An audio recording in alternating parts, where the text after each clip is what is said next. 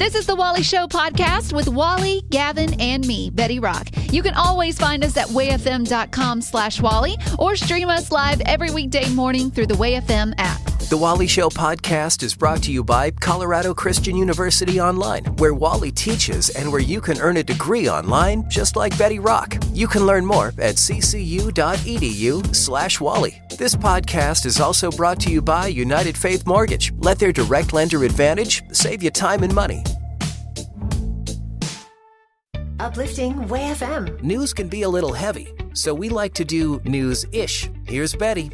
A video is going viral of a woman pulling up to her local Panera restaurant to make an order in the drive-thru. She has her young baby girl in the back seat of the car, and as most kids will do time to time, the little girl is occasionally screaming just to get her mom's attention. And while most drive-thru workers would just get the woman's order to get her through and on with her day so they don't have to listen to the child screaming. You don't have to listen to it, and she's already having a bad day. Right. But this woman, she came across the one worker who wouldn't take her order. You are going to refuse to take my order because my child was screaming? Yes, I have the right to do that. If you're more than welcome to come inside, or you can place an order online and we'll make it for you. And what is... All right, well, I do have this on video, and I will be emailing corporate because that's just, like, completely rude. Yeah, okay. I did see this whole video and this whole exchange, and this guy was out of line. I'm like, I get it. Maybe he couldn't hear in the beginning, but they have a whole other conversation where they can easily hear each other. Right, and it goes for about a good 3 minutes long, so they can interact back and forth. While everyone else is in the drive-thru behind her. Right. Well, she did like she said she would. The woman that now calls herself Panera Karen, she got a hold of the area manager showing them the video, and while we don't know yet how that meeting will go, I don't think it's happened yet, she did say that while talking with the manager, that person was very unhappy with the employee service to her. Yeah, I mean, it's I get it. It can be annoying if you're trying to do something with a kid yelling. I totally understand that, but like he just dug his heels in the sand and he drew a line. He was not going past it, and like, I have the right to. Really, what right do you have on this? Is it something in the Constitution? Yeah, like, I guarantee your company's not like it gonna support this. It wasn't right how he handled the situation. I agree with that, but I do feel sorry for the manager because that person is in a tough space because you have to please the customer, but also it's really hard to find anyone who wants to work these days. Yeah. So I don't know if this person is going to get reprimanded or if they're going to be let go. Who knows? Drive-thrus, man. It's like they're almost not worth it anymore. They're almost not worth it anymore. Just crazy stuff happens in drive-thrus. I know. I've been trapped in one for 30 minutes. Did I ever told this story? You told us a million times. It was a wintry day. Oh my gosh. I was at Panda Express. I would have done anything to call a manager or a tow truck or somebody, the fire department, somebody to extricate me from the drive-thru. Push the button. Okay. Uplifting Way FM, this is the Wally Show, and one of the things that makes a song great are the lyrics, and sometimes they're eloquent and beautiful, and other times they're nonsensical, but the way they kind of fit together, and here at Way FM especially, we pick songs that have meaningful lyrics. There's a reason behind it all, but as I was thinking about this the other day, the word human, is a word I hear people trying to work into songs, but it's not a very lyrical word itself. It's a very difficult word, I think, to put into a song and have it be good. Because it's hard to rhyme with? Yeah, human, Newman, human, boomin', human cumin, the spice. But you're kind of like done with I ran out. Rhymed words. I got nothing else after that. And none of those are good words to rhyme. Okay. But I know that there are artists that have done it. Okay. For example, you are absolutely right. Christina Perri, correct? Yeah. This might be the only song that's a good song that works in the word human, I think. But I'm only human, and I bleed when I fall down. I'm only human. Like, that is the iconic human song.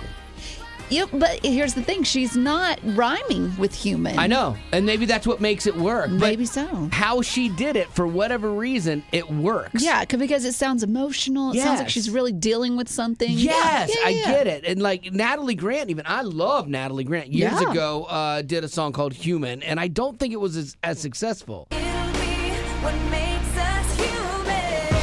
I'm human. You're human. We are human. Do you see what I'm going? Do you see what I'm saying? This is nothing against Natalie Grant. It's just a hard word to make lyrical. It's almost like it's a weird word when you Yes. say it over and over. Yeah, you know? that Human, makes it human, worse. Human. Exactly. Like there's even this band that I love, like they're a rock band, and they had a new album out, and I was like, oh, cool, and they got a song on there, Symptom of Being Human, and I'm like, oh, okay, I like this band. Let's hear how this goes. I've never been the favorite, thought I seen it all, till I got my invitation to the lunatic ball, and my friends are coming too. How about you? Don't worry, it's all just a symptom of being human. And I'm like, symptom, human. It was bad to begin with. No, don't but say that. It Like- was. No, stop. On my toes. But he says, human. Yeah, like it was like I love the hook until that point, but then Really? the human ruins songs for me, with the exception of Christina Perri. And I know it's dumb, but I am curious: is there a song that you know of that has the word human in it? Like the Christina Perri song, that's a good song. Like you're like, oh, that makes sense, and it sounds good. It's lyrical. It's beautiful. I don't think a song exists. Maybe you have one, but I think we've tapped out the good human songs with Christina Perri. 855-33-WAY-FM. I can't think of another good one that works it in. Yeah, I'm trying to Are look you up Googling? songs that have the word human in them. Yeah, good luck. Good luck. Good luck finding one better than the Christina Perri. If you've got one off the top of your head that you're like, oh, I've always liked this song because it works in, I'm willing to be convinced. I'm 100% willing to be convinced. 855-33-WAY-FM is the number. We'll take yours if you got it. Is there another good song that uses the word human in it? So the first song that popped in my mind was that duet with, I think it's Rachel Lampa and Toby Mac, and in the bridge, I believe it says something to the effect of "Perfectly Human." Oh, that's their new song. Okay, because I'm not like really familiar with that yet. I know we're playing it, but I haven't really dove into that. Betty Rock, could you find that for us real quick? That'd be great. And we'll see if Toby Mac, if anyone could make the word human, like cool, Toby could do it, you know? And Rachel Lampa's amazing too. So we'll check it out here with you right now and see what we think. Okay. You're perfectly human, made from the dust. You've got a heart broken and scarred. It's a great song, and I think they were smart to just do it quickly. Like, you're perfectly human, and then move off of it, like one time versus saying it a bunch in the song. But I think that goes to show that it's not impossible to use human in a song, because if Rachel Lampa and Toby Mac can do it, then anybody can do it. But word of the wise, use it sparingly. Yes. Well, thank y'all. Love ya. Angeline, have you come up with a song that uses the word human well? I have. So my daughter Rosa Grace is a dancer, and she loves the song "To Be Human" by Sia. Okay, yes, that's in the Wonder Woman soundtrack. Okay. I know a lot of people after Dance Moms with Maddie danced a lot to Sia songs because they're very like haunting and very danceable, I guess. Well, and I guess this one goes right with that. All right, well, let's check it out because I'm skeptical. I'll be honest with you, Angeline, I am skeptical. So I want to hear how this sounds here right now.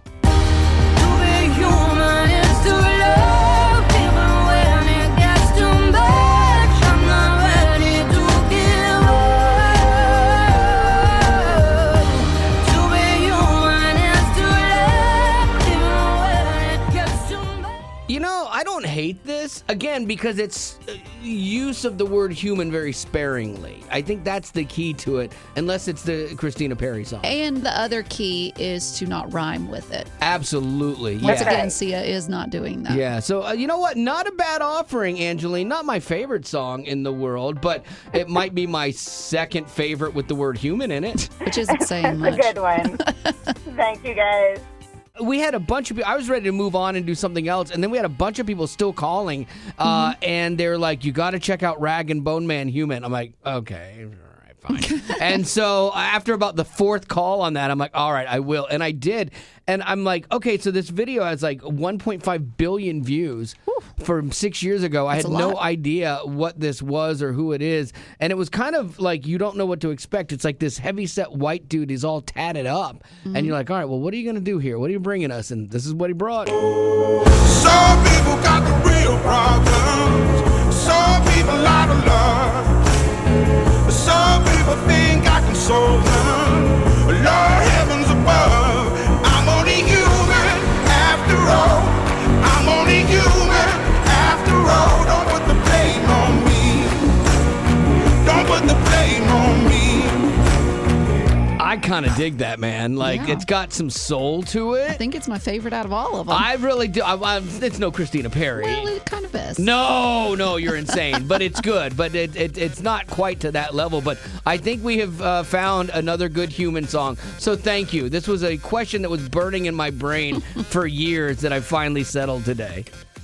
Coffee shops, poolside, back porch, picnic table at the park, at your kid's soccer practice. Just about anywhere can be your classroom when you decide to go back to school online at Colorado Christian University. I know I got my degree online, and I actually did a homework at a campsite. I was sitting around a campfire writing a paper. That is where I did some of my work that weekend. So life doesn't have to stop just because you go back to school to better yourself. You can work towards this future and this goal that you want to accomplish, and it doesn't have to totally consume you or derail your normal life with friends, your family, or what have you. And you can earn accredited degrees from Colorado Christian without ever setting foot on campus. So there really shouldn't be an excuse to not going back to school. If it's something you really want to do, you can do it. And all you have to do is go to ccu.edu/Wally to learn more. And the other really important thing is that Colorado Christian is committed to cultivating the mind without compromising the heart. So check it out, ccu.edu/Wally.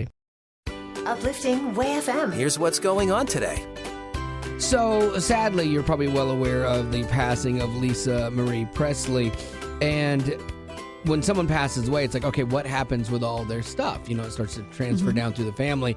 And they just announced that Lisa Marie Presley's 3 daughters actually inherit the trust that includes Graceland. So now you have 3 girls that basically own Graceland. One of them is 33. So you go, okay. I was going to ask how old they were. Yeah, the other 2 are 14. Oh, wow. Yeah, so boy. I wonder if there's as much. I bet there's not near as much money it's raking in as it used to. Well, if you own the Elvis licensing, that's big money. But unfortunately, like I can't believe I know this stuff. Lisa Marie owned a big part of that, and she sold off her majority stake in that stuff, but she was able to keep Graceland and all its property and all of its contents herself. She's the sole owner of that. So when she passed, that all through the trust immediately goes to her kids. And so they now own all of his costumes, car, whatever's there, they own. So yeah, I mean, I don't know that it's the ginormous moneymaker that it was, but it's definitely a good asset to have in your portfolio, you know? Yeah, for sure. And I guess that's what happened with a bunch of other actors or singers, that's what they did with their own stuff. It's a lot of headaches that come with this, though, too. Like at 33, now you own this business because it is a business. People go there and stuff like that to see it. It's a museum and a tourist I've been like attraction. 3 times. Have you really? I've never been. It's wonderful. I don't think I've even. I might have driven past it and thought, is that Graceland? Because it's not the same. Like, you think of it as this big palatial mansion, but it's not. Oh, no. But it was big back then. Like in the 50s when he bought it, it was a big deal. But now, like the pool, I've seen bigger in someone else's just cul-de-sac. Yeah, you know? exactly. Yeah. It's just crazy how things just update. But they've kept that house in time with what it was back in the day. That's cool. So would you recommend going, like if you're an Elvis fan? It's a piece of rock and roll history. Right.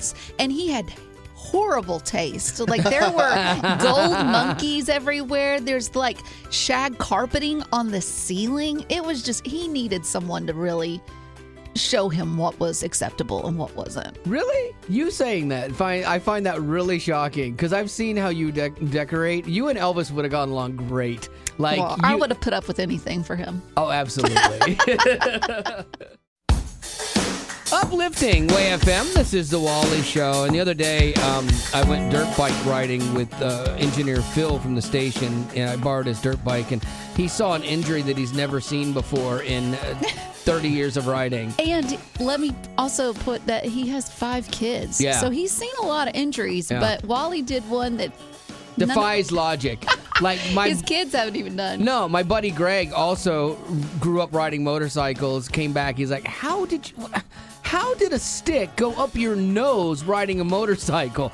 I'm like, I wish I could tell you. I just know 1 minute I didn't have a stick in my nose, the next minute I did. And I'm on the ground. And he says stick, but it was more like a branch. It was a branch. Like it was huge. And didn't you say that it stayed like upright? Oh. Like you didn't even, it knocked you off. Yeah, and when I fell off, it stayed in my nose, and I had to extricate myself from it. Like it was not good. That's terrible. So, but it was so bizarre, like so random. Like there's, like, again, everyone I've talked to is like, I've been riding for years. That's never happened to me. I've never seen it. And it could have ended really badly. Sure. Like easily that could have gone too far and it would have pierced your brain. Scrambled some stuff up there, right, yes. Exactly. Or hit my eye. And what a way to go. Like you had a near-death experience involving a stick. It's embarrassing. I really wish I had fallen or the motorcycle had crushed me. That would have been a better picture. But Betty had so much fun posting all of this stuff on our socials, which if you search Wally Show, you can see it. But here's what I'm curious about, okay? Enough about my weird stick injury. What is an odd way that you've gotten hurt? Like some way that, like, people, you yourself were even baffled by, like, I don't even know how this happened, because that was the stick in the nose. No idea. I mean, it's like a stick out of thousands of acres of riding territory, a half-inch round, hits me right in a half-inch circle on my face. Like, that is impossible, the odds of that. And so I'm really curious, like, what is an odd way, maybe as an adult, that you did not see coming and you got hurt? Because I think it happens to adults. Because we just get less agile, Maybe if I was in my 20s, I would have split second seen the stick and moved, but when you're 54, you go, oh, this is probably going to hurt, and you can't move, 855-33-WAY-FM. We love having you on the show with us. That's how you can do it. Keep that number, put it in your favorites so you can get right through sometimes because the phones get busy. 855-33-WAY-FM. I'd love to hear your odd way that you got hurt. Did you ever get hurt as an adult in a weird way? Yes, I was 8 months pregnant, and my best friend was over visiting, and I was walking down our hallway, and I fell over. You just and my tipped over? best friend started laughing at me. And I said, I think I broke my ankle, and she was laughing, so I called my doctor because it hurt, but I couldn't stop laughing at her, laughing at me, being this big pregnant on the floor. And my doctor said, there's no way you broke your ankle because you wouldn't be laughing, you would be crying. And he hung up on me. So the next morning, I went to see his office, and they did x-rays, and I broke my ankle in 3 places. Oh, my gosh. Boy. And I had to give birth with a cast on. Which was worse, the delivery or the broken ankle? The ankle, because I had drugs for the birth. There you go. That makes a difference. How have you been hurt in an odd way that maybe people would not believe you when you told them? I was in a corn maze one time, just, going through, like they tell you to, and they say, don't throw ears of corn. Well, I was walking with a group of friends, and the next thing I know, I'm staring up at the sky, wondering what happened. We pieced it together when this kid comes running. He's like, I'm so sorry. He threw an ear of corn and knocked me unconscious. I ended up with a mild concussion from it. Oh you got gosh. knocked out by an ear of corn. Yes. I mean, what were the doctor's faces like when you explained the injury? I'm accident prone, so they kind of just shook their head and laughed it off as another Katie story. See, yeah, and they like diminish it. That's what happened to me with the stick up my nose while riding dirt bikes. Everyone's like, yeah, that's just Wally. That just happens. But it doesn't make it less painful or humiliating. Yes. All right, Crystal, what is that odd way you got hurt? Maybe even as an adult. years ago, I was waiting tables, and I went back to the back prep area, and I was in a hurry. I obviously wasn't looking at the floor. I stepped on a cucumber slice. I slipped, fell down, caught myself with my hand. I tore up my wrist, tore up a membrane on my forearm, and fractured my elbow. I had to get 2 screws in my wrist. All from a cucumber on the ground. Usually it's like a banana peel that does you in. Yes. Do you look down now when you take steps? I am always looking at the ground, and I'm paranoid too. I always tell my kids, like, make sure you're looking at the ground when you walk. And do you eat cucumbers anymore? Nope. Understandable. Well, Crystal, thanks for being on with us today. Uplifting Way FM, this is the Wally Show, and we do the Scoop to kind of help you out with different life things that might make a difference or, you know, make your life a little bit better or what have you. And so I came across this one. My wife does her treadmill every day, and she's gone through some sneakers, and recently she told me she thought it was time to replace her shoes again, but like it's hard to tell when you walk on a treadmill because the shoes don't look worse for wear. There's not holes in them. The treads aren't really worn down on them because you're not outside, you know? And so how do you know if your shoes are no longer good for walking When in? your toes are sticking out. Right, but that's the thing. It's on a treadmill. They don't get damaged like that. And so what you do is there's a test for it, believe it or not, because it's all about the support in the sole. You take your shoe. Experts say to change them every 300 to 500 miles of walking. That's about 3 to 5 years for me. But like, who keeps track of their miles? You know, Nobody. I guess maybe if you have it on your phone or something. But they say to take your shoe and fold it in half like a sandwich.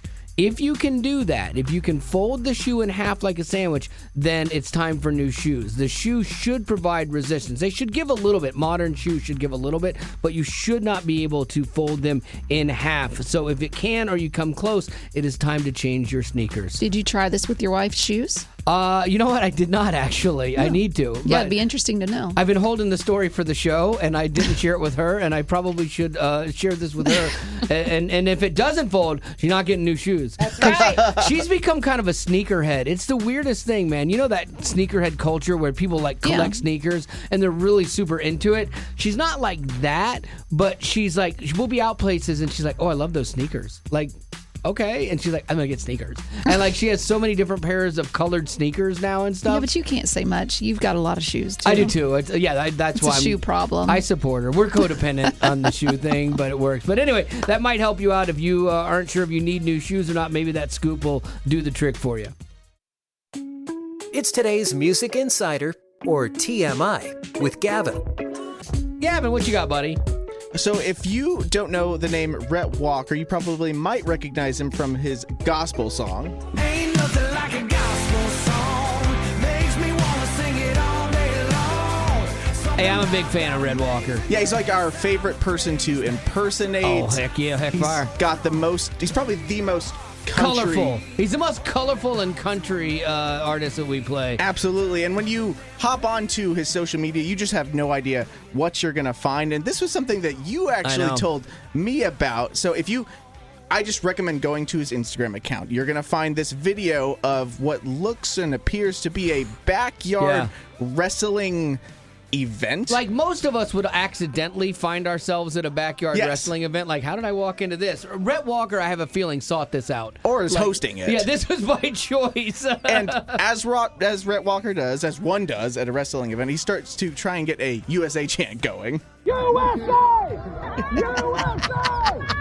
Gotta let them know. Gotta let them know. Gotta let them know what it's about. It's And like so good. most of us would question, like, gotta let them know what, but like it doesn't matter. Doesn't matter because you're at a USA you wrestling. gotta let them know you're backyard USA and you support it. And event. it's bad wrestling, and I don't even know where this was, but Rhett found it. Rhett found it. Yeah. And then there was also this cool moment where Danny Goki, to kind of shift from the absolutely silliness that is Rhett Walker over to a more kind of serious tone, Danny Goki is releasing this like really cool new song called Stay Strong, and I actually really like the tone that he's taking with it, and this is what he has to say about that song. What happens when we live in a world where you don't see the promise and it doesn't end the way that you want it to be? I feel like I'm talking to people whose hope has been shaken. See, I think these are important songs because, like, when people are like, I prayed and God answered my prayer, I'm like, that's great. Good for you. But for a lot of people, can you still have faith when God doesn't show up the way you want him to show up?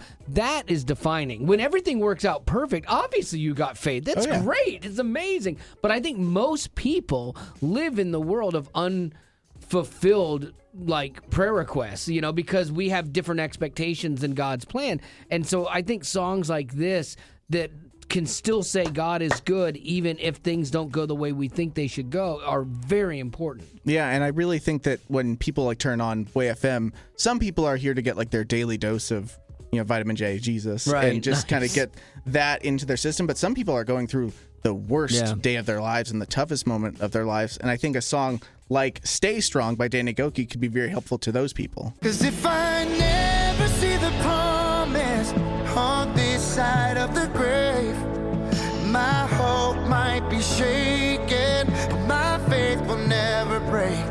Because I know the day is coming when you right all of the wrong. So I'll praise you in the waiting, and my faith will stay strong. Yeah, I love that lyrically, especially. Joy when I am tested. That's a hard one. Count it all joy. That verse, boy, that's rough. Count it all joy when you're going through the worst of the worst. Count it all joy. But if you can do that, that's transformative in your faith. And that's going to do it for your TMI. Thank you, Gavin.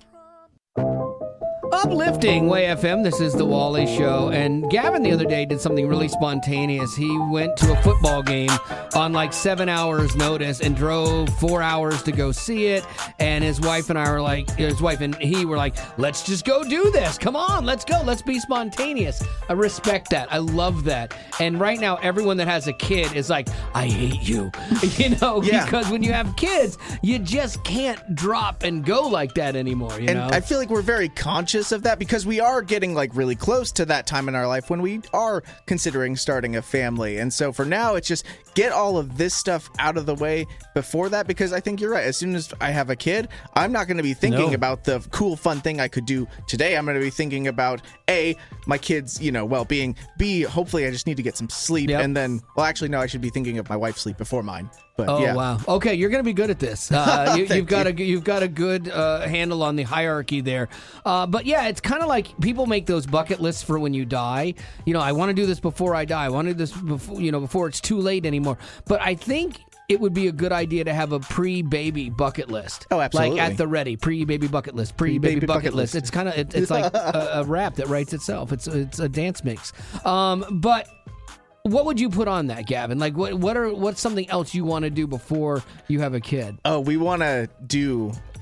It feels hoity-toity, but we've always wanted to do a cruise. Oh, in it's our not life. hoity-toity. That's normal. I know, and it's something that for us, it's a very big trip, and we've really only gone on a couple of actual trips on our own. But a cruise is something that I just don't see wanting to bring a kid on in any way. I'm not going to pay for that extra, ticket for the kid someday. I don't see that being my life. So we want to get that out of the way first. Do one first by yourselves. Yes. My wife and I did. And that's what we found out. We actually liked cruising. And then when my daughter got older, then we did some other cruises and took her, and they have fun. And they've got if you do a Disney cruise with a kid, oh, they lose their mind. Oh, yeah. And it's fun. It's a lot of fun. So, you'll get there. But definitely do the things now while you can. So what would you add if you were going to give Gavin some advice of things to add? Or maybe it's your own thing that you're like, yeah, we're thinking about having a kid too. We're in that same boat as Gavin. What would you put on a pre-baby bucket list? What would be something you're like, okay, I want to do this?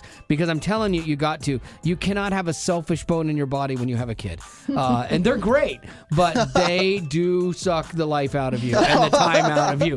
And you have to be okay with that. You have to enjoy that. So get it done now, what you want to do. 855-33-WAY-FM. That's 855-33-WAY-FM. And we'll take your pre-baby bucket list suggestions now. Do you have something to add to this list, Maddie? Yes, I was going to say leaving the country, going on a vacation outside the country. I agree, because traveling with a kid out of state can be hard enough. Traveling with a kid to Denny's is hard enough, you know? And so much less going out of the country, it gets more challenging. So you're absolutely right. And go see things that you won't have time to see when you're wrangling a kid and chasing them down. You can take time to enjoy the history of another place. Right, yes. I have a 1-year-old, and me and my husband were talking about going out of the country, and we're like, do we take him with us? Do we leave him? I mean, it's like a going back and forth. So I wish we definitely would have done that before. I've heard that taking babies on a plane can also be pretty miserable because their ears pop, and it's their first time going through that as well. It doesn't make any sense other than that why babies cry. They'll be fine, but the minute you start flying, they lose their ever-loving minds. Aww. And it's tough. I had my daughter on a flight one time where she was almost inconsolable, and I just had to get up and walk with her. I walked her to the back of the plane to try not to bother people because I know what that's like. And I'm feeding her and doing everything I can. My wife, on the other hand, was sleeping and pretended that this kid was annoying her. I was like a single dad.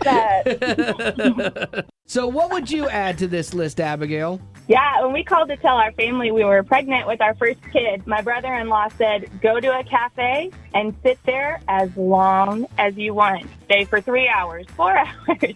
And we laughed, but it's true. It's really hard to finish a conversation or stay at a restaurant when you have young kids. Oh, that is such good advice. It seems so simple, but it's the thing that you will miss when you are wrangling kids. The second they're done eating, they're ready to go. It seems like kids ultimately dictate the tempo of where you're going and how long you can stay somewhere because they start crying or they just want to get to the next thing. And I'm telling you, you can be the best parent in the world. You can have the best intentions in the world. Like we were like, when we had Haley, we're like, she's going to fit into our schedule and our lives. And we tried to do that as much as possible, but kids do their own things, man, and you don't see it coming. And it is true, like when you're done eating, it's usually time to go. And so sit and linger. I love it. That's great advice, Abigail. Absolutely. Thanks. All right, Alicia, you're up. What's that thing you would put on a pre-baby bucket list? I would put on there, do a mission trip. Yes. Because you'll see babies are raised all over the world, but sometimes quite differently. And plus, you get that time to gather, with your spouse to serve God, and that links you guys together as well. And then I do think it's a good idea to take your child when they're old enough to fully understand the impact of it on a mission trip so that they see the world in a different light and they see what it's like to live out their faith too. So yeah, that's a great one. So start with a mission trip before you have a baby. Put it on the list. Thanks, Alicia. Yep. Mariah, what would you add to a pre-baby bucket list? So this is from my personal list. I am currently training for a half marathon before my husband and I start thinking about having kids. Because I know once I have kids, I'm not going to be wanting to run and not have as much time to do that. So that's on my list for now. Well, also it's getting you in shape because when you have kids, you will be running after them and chasing them and stuff, so you'll be able to catch them. Yes.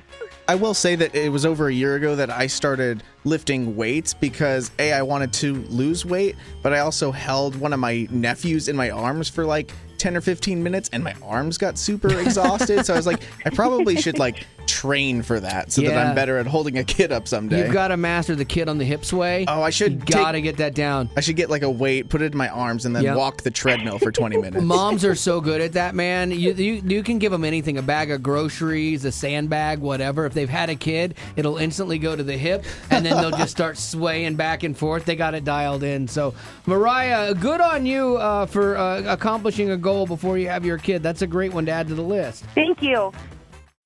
I'll never forget taking my first compassion trip, and we went to Ghana, Africa. When we got there to the site, there was this little girl. She was 6 years old. I later found out her name was Vivian, and she would not let go of my hand. She followed me everywhere I went on that site.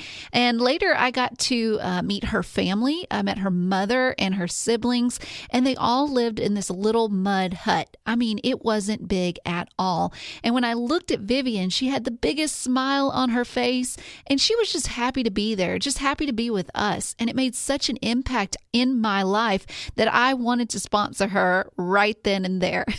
Because of my sponsorship for Vivian through Compassion, I'm able to write letters back and forth with her. I'm now getting updated photos, and now I think she's even taller than me, which is crazy to think. But I'm also able to see how my sponsorship is providing the food, clean water, and other support that she needs and her family needs to live the best life possible. And I can only imagine now with the pandemic, war, and weather disasters, there are so many other families like Vivian's who are dealing with hunger. So maybe you want to make an impact and sponsor your own Vivian. Just click the Compassion banner when you go to wayfm.com.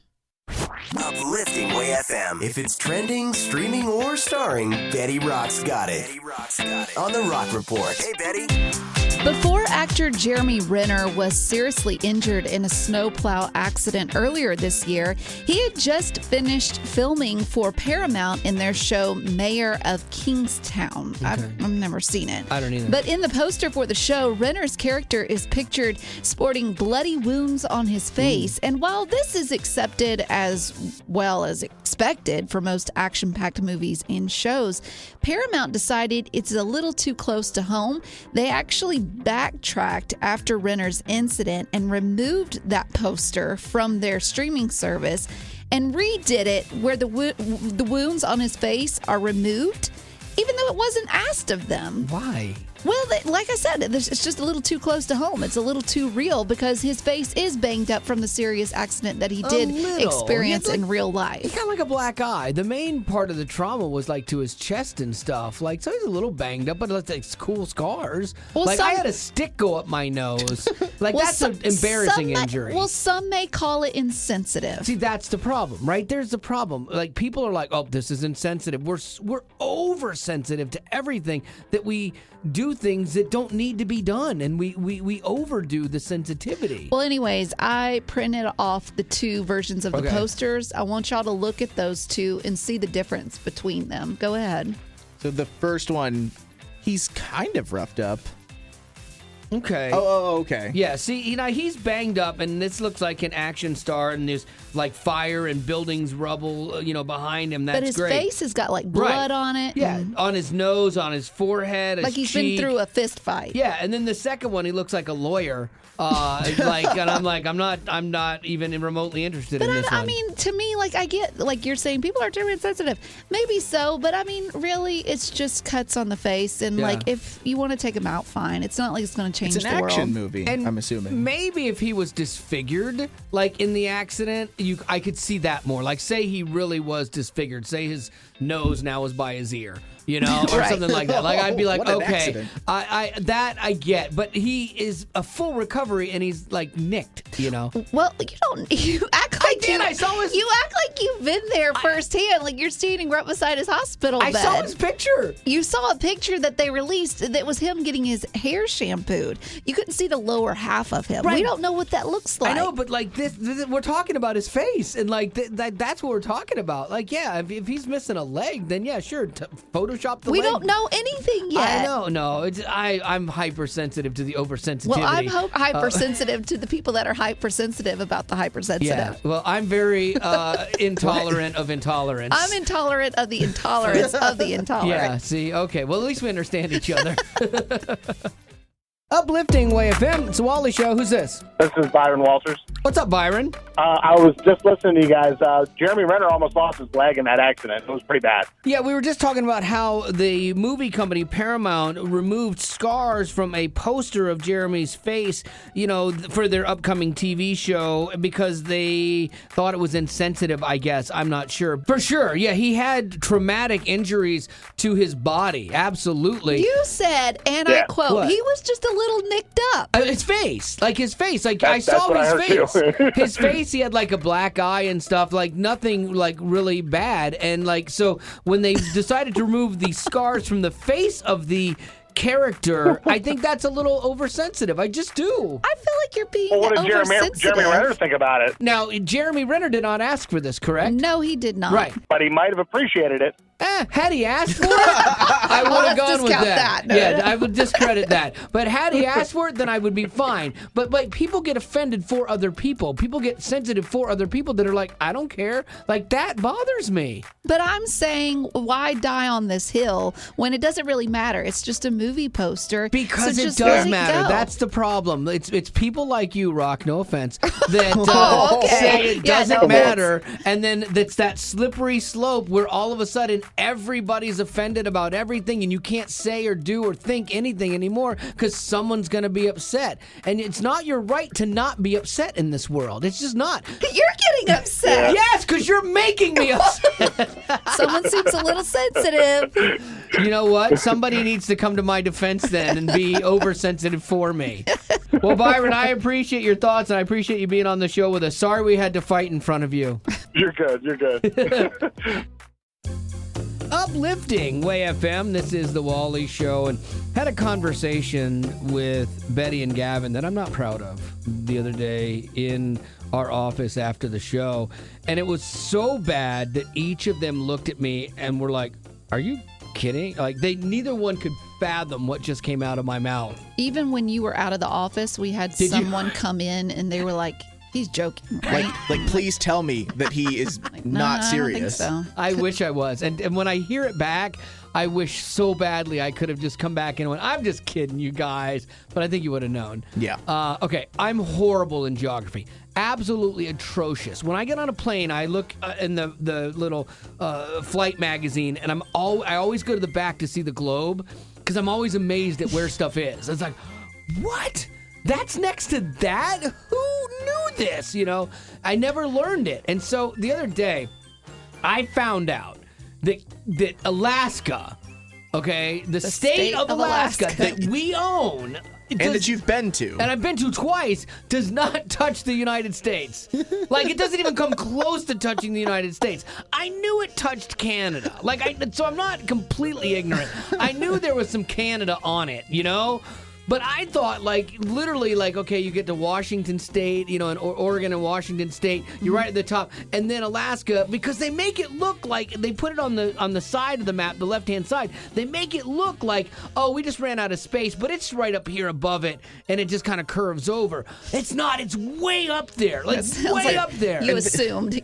That was your interpretation of what it is, but yeah. And this is a fact that 99% of the people I don't know about that. This world 100% understand. Well, I would say that 99% of the people in our office knew that. That was what was embarrassing. And I'm 50. Gavin goes, "You're 54, right?" I'm like, "Yeah, I am." And so it turns out, if you don't know, like if you're the other person, that it is all the way at the top of Canada. And I know it goes over to Russia. Like, I knew all that, and I knew it was near the Arctic Circle. I just didn't know it was so high up on Canada. And you have boated there? Yeah. You have flown there? Yeah.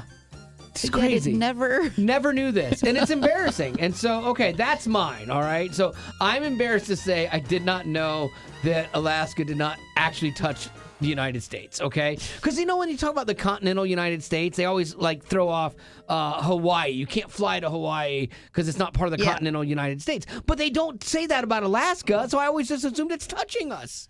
Also, see? Okay. No. See the logic? No. Okay. It's reaching. Okay. Well, so here's what we're going to do. This is all designed to make me feel better about my own ignorance. I'm embarrassed to say, okay, I want you to share something right now. I'm embarrassed to say that, and it's something maybe you didn't know or you just learned later in life, and apparently, everyone else in your life knew this, but you, all right? 855-33-WAY-FM is the number. I mean, there's always two choices here. You can call and share and be vulnerable and be loved and ingratiated by me and hugged through the radio, or you can leave me hanging as the only dummy on the planet. Probably what's going to happen. 855-33-WAY-FM. We'll take your I'm embarrassed to say right now. 855-33-WAY-FM.